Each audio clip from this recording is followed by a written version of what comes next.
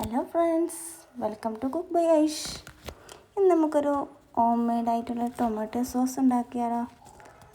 അതിന് എന്തൊക്കെയാണ് വേണ്ടതെന്ന് നോക്കാം. ഒരു കുക്കറിലോട്ട് 4 ടൊമാറ്റോ ഇട്ട് അതിന് വേവിക്കാനേ വെക്കാം.